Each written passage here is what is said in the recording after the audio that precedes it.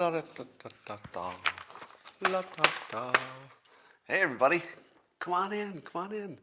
It's time. Yeah, it's time for Coffee with Scott Adams. Best part of your day, and today will be even better than usual.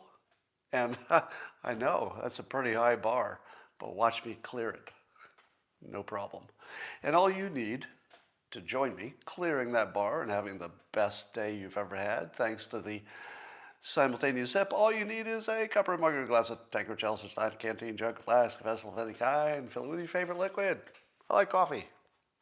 And join me now for the unparalleled pleasure, the dopamine hit of the day, the thing that makes everything better. It's called the simultaneous sip. I think you've heard of it. And it's going to happen now. Go.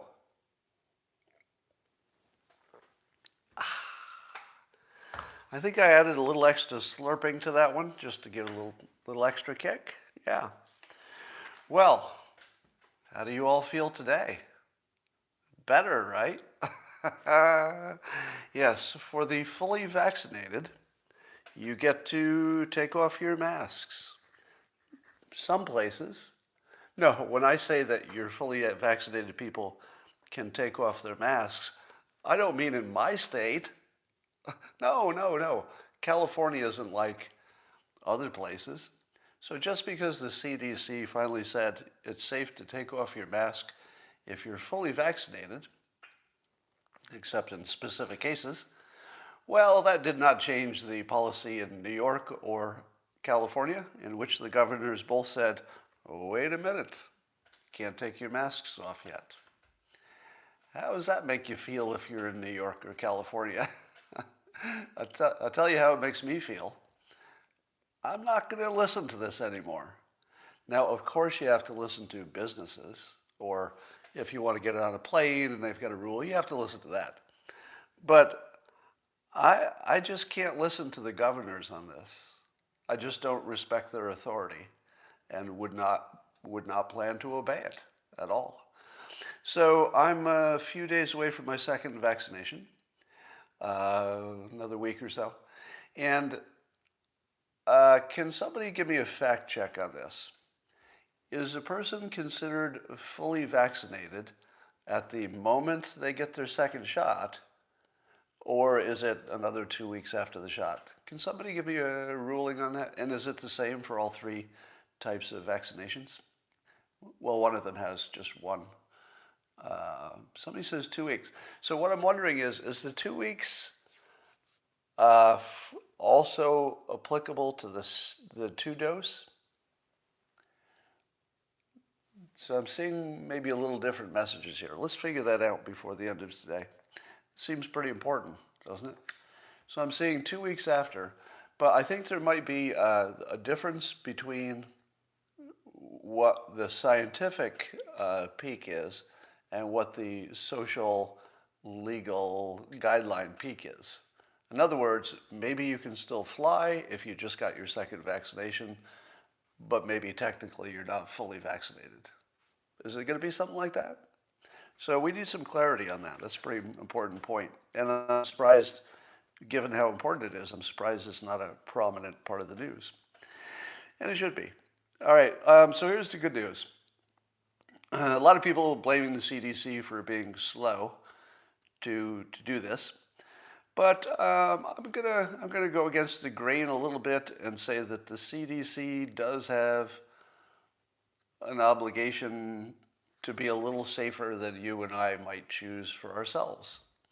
I don't feel like I can blame the CDC for waiting for, I guess they waited to find out if the variants would be handled by the vaccinations, and apparently they are, at least so far. And I think there was some more information they got about vaccinations and transmission. So they did wait until they had all the information. I'm not sure you would want that to be different, even if you and I would have made different decisions, because you and I would just be deciding for ourselves, right? But if it's your job to make the recommendation, I don't know that I care that they wait a few extra weeks. You know, I feel like that's responsible. So I of course, am a critic of the CDC for the things they get wrong, but I can't fault them for being a little extra cautious compared to what individuals would do. That's kind of where you want it. I don't think you'd want it the other way. I don't think you'd want the CDC to take more chances than an individual would with their own life. I don't think you'd want that. So we have plenty to complain about with the CDC, but I'm not going to complain about this one. I am going to complain about my governor. I don't quite understand why my governor thinks the vaccinated people still need a mask. As I said before, the public will lead on this. Apparently we'll have to. And I think that when I'm fully vaccinated, I would certainly obey what any business wanted me to do, because businesses can set their own rules, right? Private business says you got to do this or you got to do that. You got to wear, a private business can tell you to wear a shirt and shoes. So I don't have any problem with any private business, but sure as hell, the moment I'm fully vaccinated, I'm not going to obey my governor, who tells me I got to keep my mask on if I, walk down the sidewalk or something. There's no way I'm going to obey the governor if he opposes the CDC recommendation. That would be dumb. Now, I get that each state is different, but not different enough. Yeah, we're all different. We're not that different. So there has to be a point where the public leads, because the government is not a good entity to do it. The government's, I would say the government's incentive is maximum safety, whereas a human being's incentive is maximum life, which might mean a little less safety, cleverly chosen.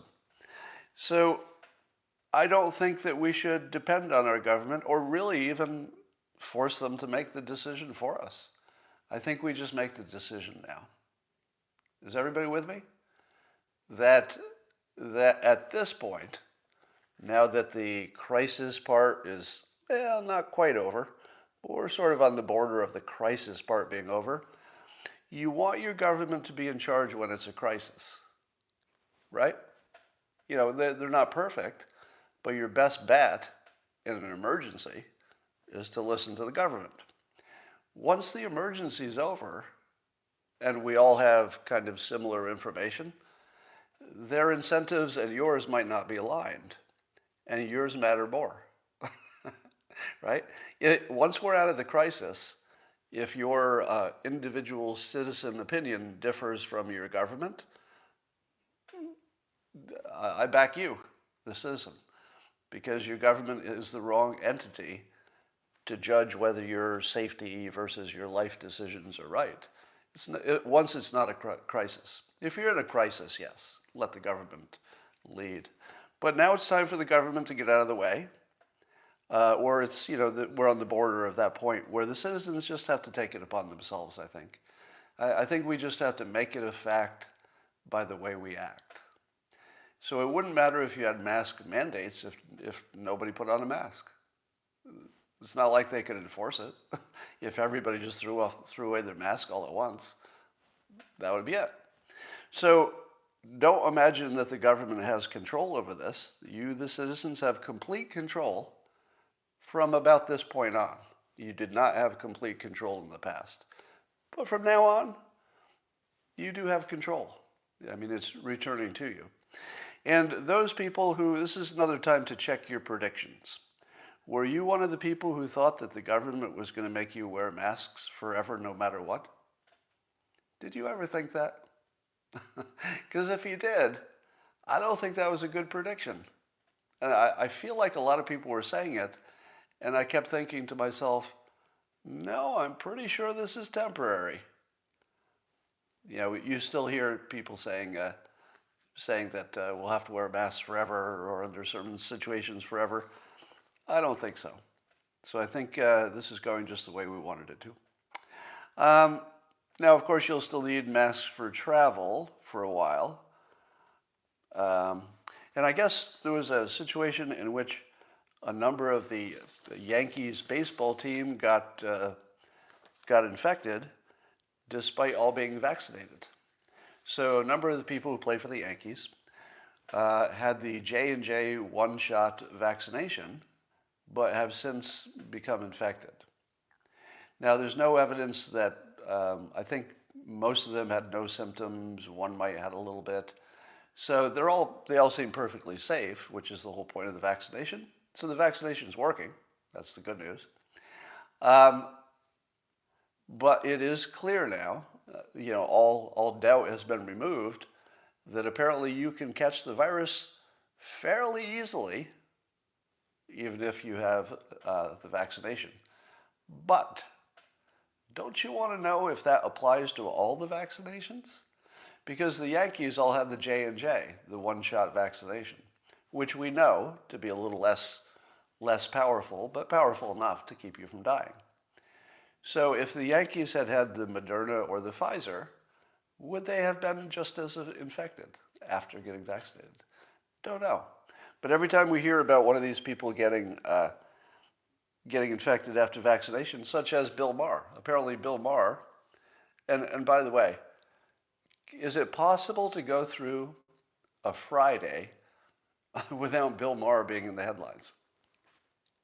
When was the last Friday there was not a headline about Bill Maher? What's going on with that? I feel like it's telling us something, right? Because there are a lot of political pundits, but why is Bill Maher always in the news on Friday? I mean, his show comes on Friday, so that's the trigger for it. But is he so newsworthy that every Friday he's going to be like a political statement? And here's the answer. Yes, he is. He is exactly that newsworthy. Because, and the reason he's newsworthy is that he's simply not easily identifiable with fully hypnotized on the left or fully hypnotized on the right. He's carved out a unique position where he can follow the science or the logic, as best he can. Now, of course, I've disagreed with Bill Maher on a number of topics over the years, so I'm not saying he always gets it right according to me, as if my judgment is the final word on things. But I do think he's carved out a special place in America as a person who intends to tell the truth and has some capability to do it, because he does seem a little bit resistant to cognitive dissonance.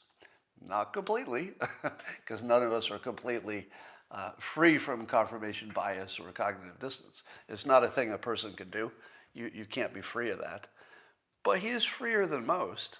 And I think part of the reason you can be free is if you have a little bit of history of taking positions on each side, that your cognitive dissonance isn't going to be triggered by being locked into an opinion you're unwilling to change. So, speaking of predictions, I thought this would be a good time, now that we've got a few months of Biden, so that we've got a sense of Biden at this point, wouldn't you say? I don't know if what Biden has done so far will be perfectly predictive of what he does for the rest of his presidency, however long that lasts. But we've got a good sense of it now, and I would say this would be a good time to go back and check your Trump-related predictions for how he would do in office, then what would happen after he left office, and then how Biden would do in office. How are your predictions? Without even talking about any details yet, in the comments, how many of you feel that your predictions were relatively accurate? Nobody's going to get every topic. But do you think that what you thought Trump would do, he largely did? And do you think that the way Biden is performing is largely what you expected? Let's see your predictions. My prediction about your predictions is that cognitive dissonance will cause everybody to believe they were accurate. So as you're all telling me how accurate you were, actually somebody said 50-50. So whoever just said 50-50, you might be the most aware person who's answering this question. And not because your predictions were only 50-50, but because you know that. How many people here were right half of the time and are also aware of it? Very rare. So whoever said they were right only about 50% of the time, you're operating probably on a higher level of awareness than a lot of the rest of the public. Because most of us, and I'm definitely in this category, most of us think we got it about 90%, right? And we even had different predictions.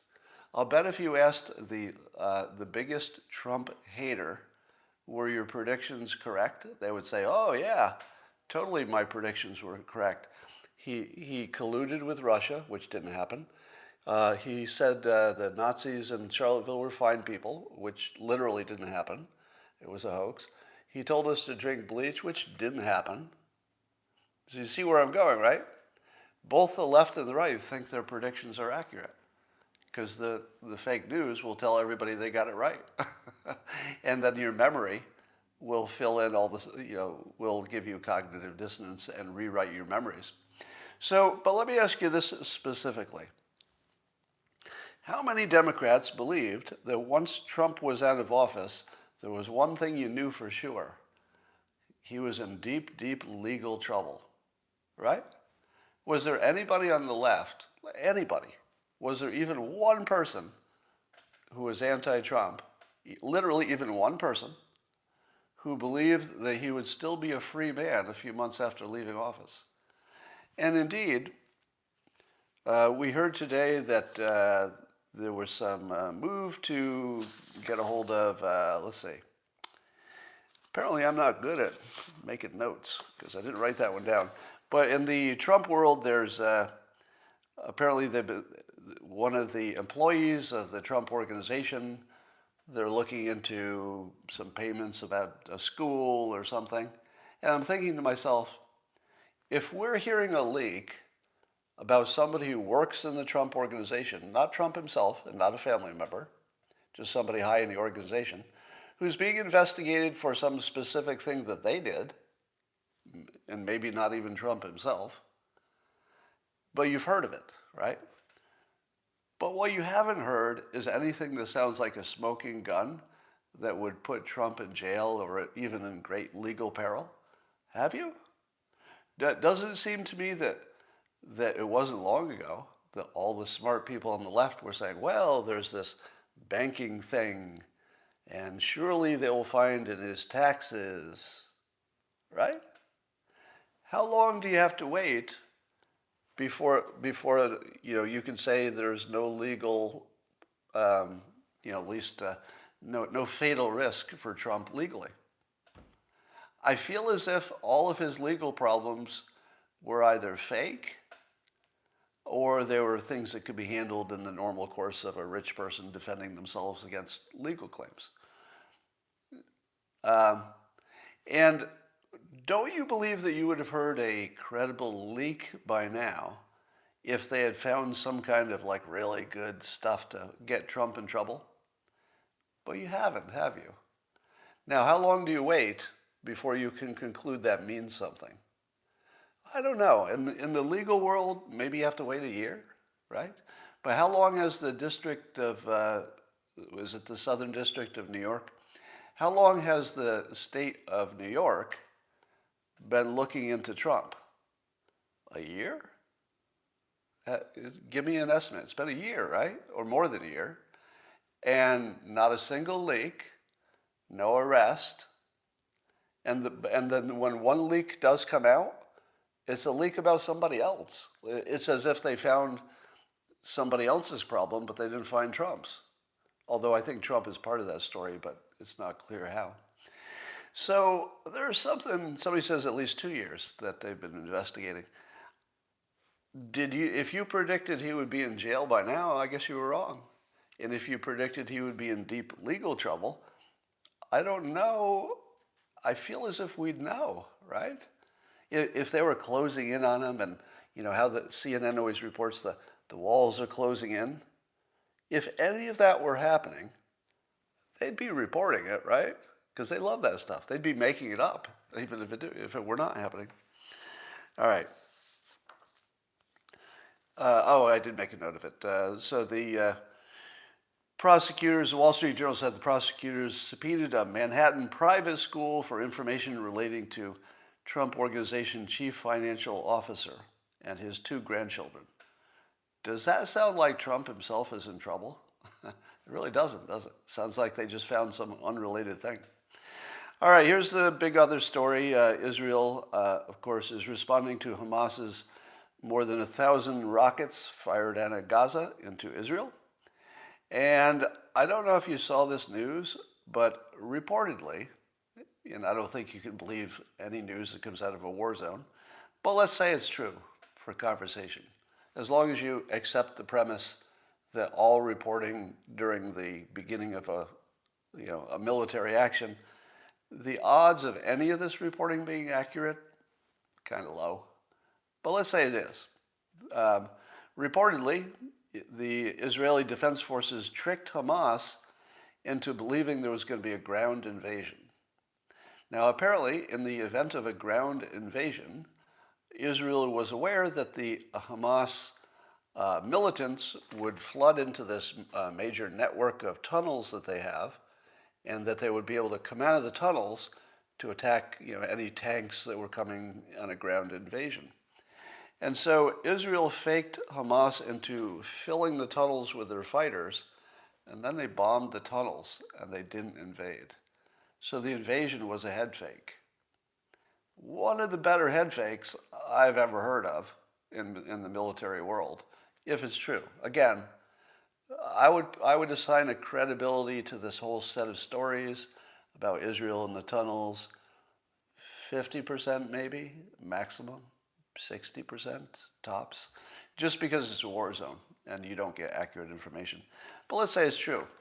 Now, here's the morbid but interesting facts about this. Number one, when you bomb a network of tunnels, do they all collapse and then kill the people in them instantly? I don't think so, right? Isn't it more likely that maybe fighters would be trapped in a tunnel that had been partially collapsed? Maybe they couldn't get out, but they're not immediately dead. Probably, right? How many of those people who would be presumably trapped in a collapsed tunnel, but still alive, how many of them had their cell phones with them? And if they had their cell phones with them, they'd be using them, right? As in, hey, get me out of here, start digging. At that point, can Israel just put some surveillance above where they think the tunnels are and just watch where the digging is? Or better yet, can they just detect exactly where the phone is and bomb it again? Because I would, they would suffocate eventually, but they would still have time to use their cell phones if they were alive and if they had them.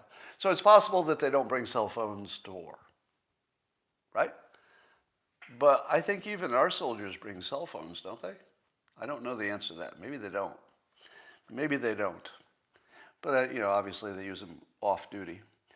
Now, here's the other interesting thing. Whenever somebody gets killed on the Hamas side, there's a big burial and everything. And this is a real morbid thought. If you kill people in tunnels, there's no body. Israel found a way to kill mass numbers of Hamas terrorists without ever anybody filming a body. I'm guessing, right? So in terms of persuasion, Israel used persuasion to get them into the tunnels to bomb them. And they get the second benefit of persuasion, that there are no photographs of dead bodies. And if they ever showed their dead bodies, they'd probably look like just somebody asleep, because all their body parts would be intact if they died in a tunnel. So this might end up, I think we'll learn more about this, but this could easily end up as one of the great military moves of all time, as morbid as it is. So Rasmussen is reporting again another situation in which watching CNN and MSNBC makes you dumber. Now, to be fair, if they had asked about other topics, such as, let's say, support for QAnon, probably more Republicans would have support for QAnon than for Democrats. So you have to, just be aware that the questions that are being asked skew in one direction. At some point, we'll probably see some questions in the other direction. But here's the outcome. Apparently, nearly a quarter of CNN viewers and 19% of MSNBC viewers think cops shot more than 500 unarmed black suspects last year. But only 9% of Fox News viewers think so. It's a pretty big difference. So if you watched CNN or MSNBC, you would have something like a 10 times inaccurate view of what's happening with police and black unarmed Americans. 10 times. You wouldn't even be close. But Fox viewers, pretty accurate. Think of that. A quarter of CNN viewers think that cops are shooting 500 unarmed black suspects a year. The number is closer to 50, so 1/10 of that. Let's see. And I was wondering, does the mental health industry recognize journalistic abuse as a sort of a victim category? A mental health problem? Imagine you're a viewer of CNN or MSNBC versus being a viewer of, let's say, Fox News.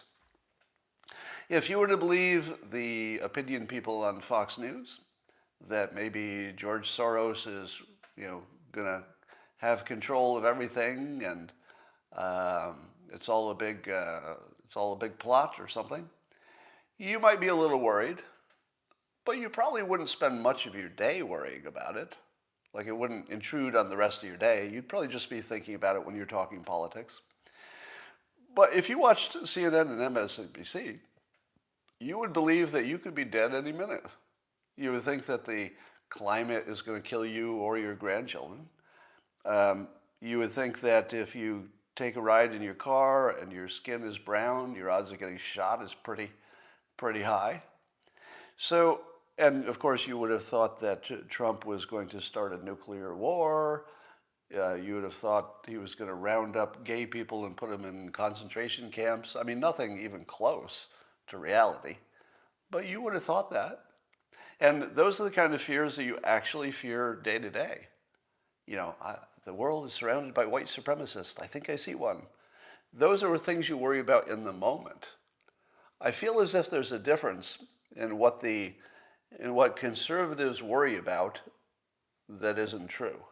So if we just take the QAnon example, or George Soros, but you don't like that example probably. There are things that the right believes that are clearly not true, but they also are things that don't kill you immediately. They're sort of like conceptual system shifts over time. But whereas the left is worried about stuff that'll kill you right now. or if not now, it's going to get your grandchildren. But it's sort of specific and dangerous. That's got to be a mental health problem. There's no way around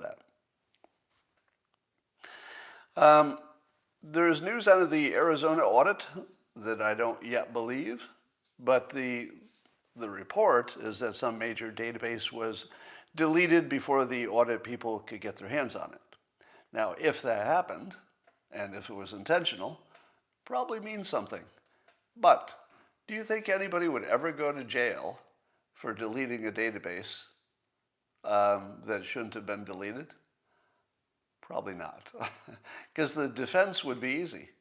The defense would be, oops, right? It's like, oops, I forgot that this was one of the machines that we were supposed to keep the data on it. Or, oops, I told Bob to take care of the machines, but what I meant was to keep them safe. When he heard take care of the machines, he thought he would do the normal maintenance, which included wiping the database.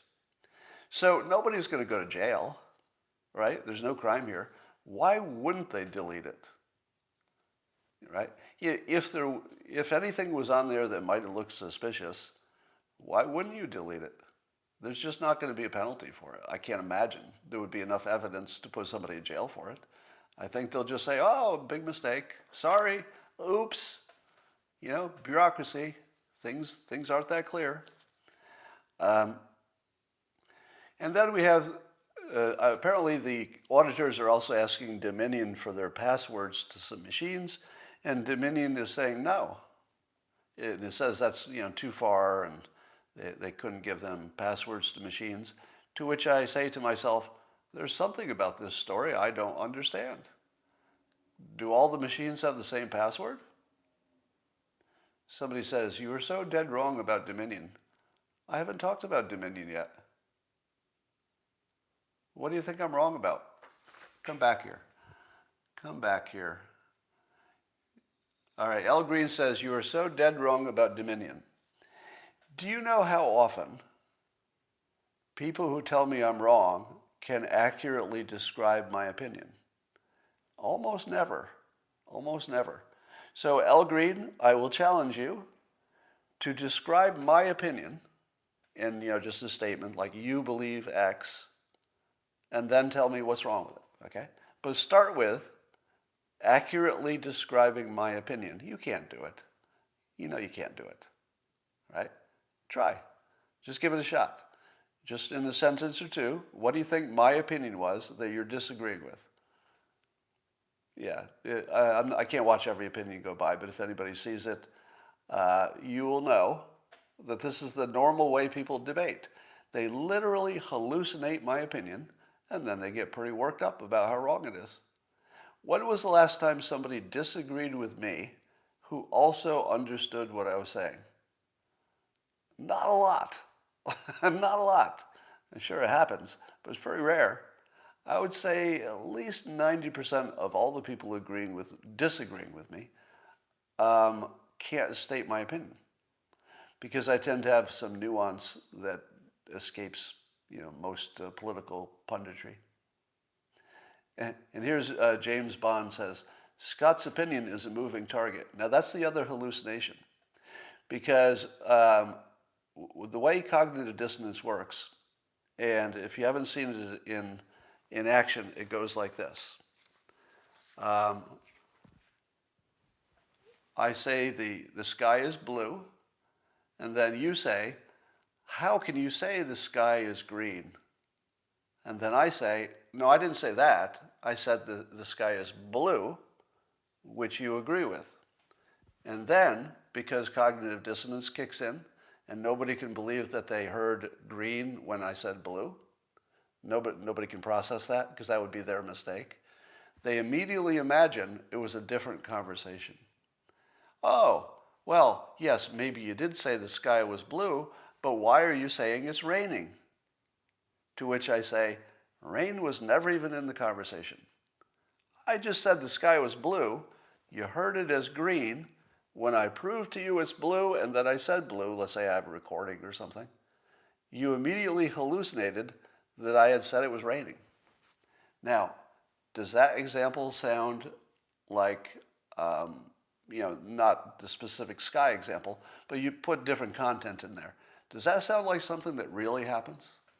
Like in the actual world, will somebody's memory be rewritten that quickly? Yes. Yes. And easily, routinely, and continuously, right? That situation is more like the operating system of humans. We do that instantly, all of us, every one of us, all the time. We don't know what other people said, because once we've disagreed with them, we either stay in our illusion, or they prove us wrong, and we just spontaneously create a new illusion where we were right all along. That's how we're wired. So once you realize that, the world is a lot less confusing.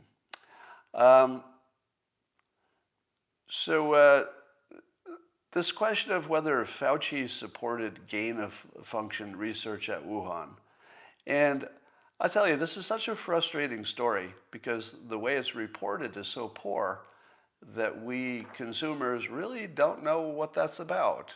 You kind of think you do, but you don't. Here's what I think is happening.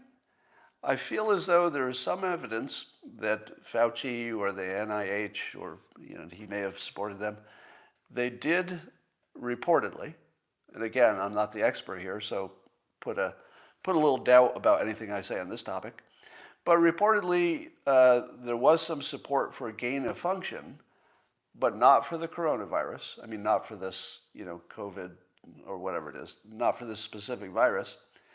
And it might not have been a gain of function for military use.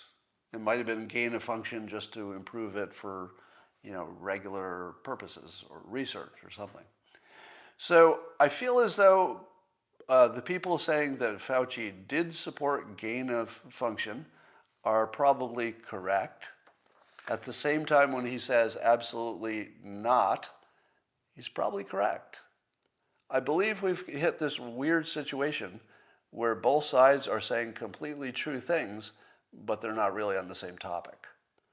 And I think that's the illusion. I think the illusion is they're on the same topic, and they're not really on the same topic. So check that out for me. To give me a fact check on that. I think that that there was gain of function for a different virus. So when Fauci denies it, he's denying it for the coronavirus, this version of it. I think. Which doesn't mean there's anything wrong with Fauci. So my hypothesis would clear Fauci while also making Rand Paul's accusation true. They weren't on the same topic. I think. That's my working hypothesis at the moment.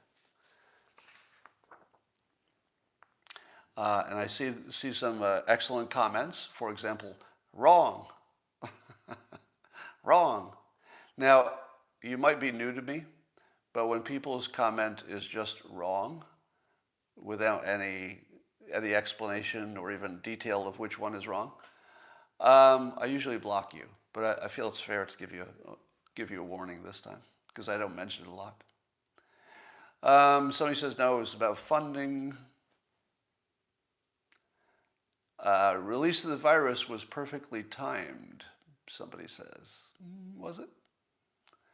I've heard some people say that the CDC allowing the vaccinated to take off their masks in most situations was maybe a White House trick to divert from some of the other things they're saying. Ashley, you're correct. I'm a benevolent host. I suppose that means something. All right. Oh, yes. Somebody says it's curious how the Hong Kong protests were squashed by the virus. Yes, that is interesting, isn't it? Was that China getting lucky? I'm not on the side that says that China intentionally released a virus. It's certainly interesting to look at, and you can make an argument that it helped China in some way and hurt other people, so maybe it would have made sense. But I just don't see anybody releasing a virus on their own country to take out America. I mean, maybe.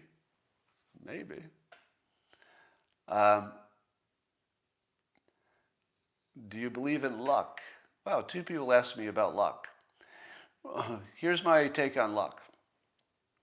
It is generally believed that you can't change your luck, that luck is just luck. There's nothing you can do about it. But that, of course, is completely wrong, because you can go where your odds are better. For example, you have more chance of getting a job if you apply for one, right? So you can't compare the luck of somebody who didn't apply for any jobs to somebody who applied for a bunch of jobs. Hey, the person who applied for jobs got jobs. The person who didn't got no job. So most of the time, what looks like luck is just people who have not taken the high probability path versus people who took a low probability path and got exactly what you'd expect. If you're building your skill stack and you're networking and you're staying in a jail and you're staying off of drugs, your odds of luck finding you are really, really good. So I've told you before that one way to hack luck is to do a lot of stuff. Just create a lot of energy.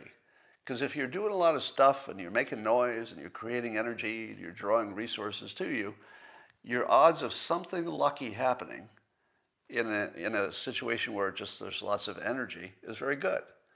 Your odds of getting lucky sitting alone in a cabin in the middle of a field in Montana, very low. There's no energy there. There's no probability swirling around you.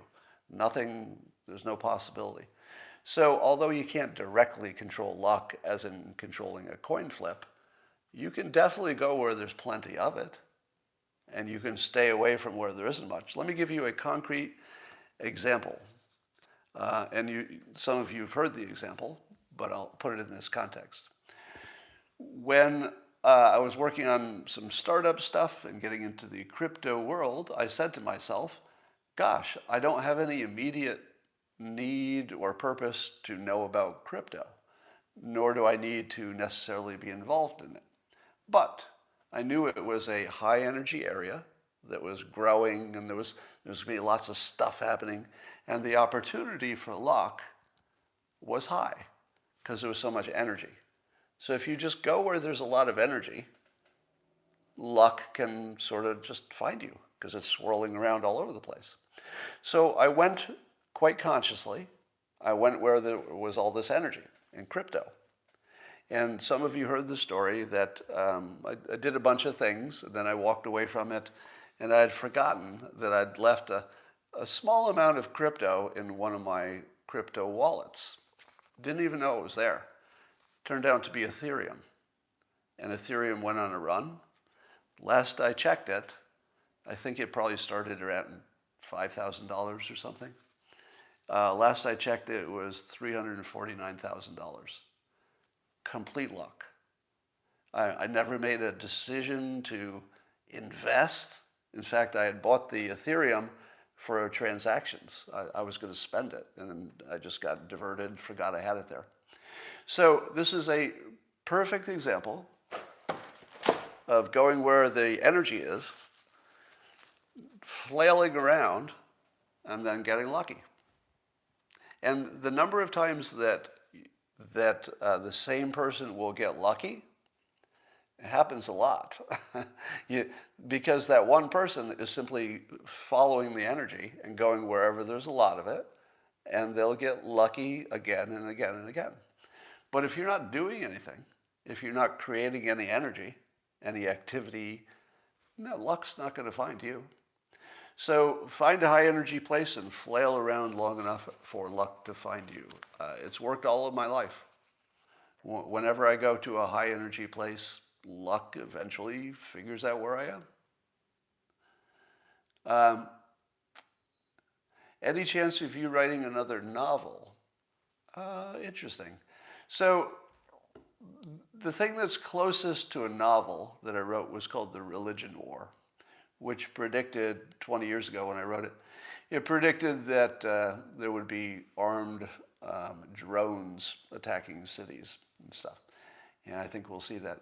But I don't think, I don't have an immediate craving to write a novel, fiction. I just don't like fiction as much. The ones I wrote were because they were predictions. So they weren't just fiction. They were predictions wrapped up in fiction.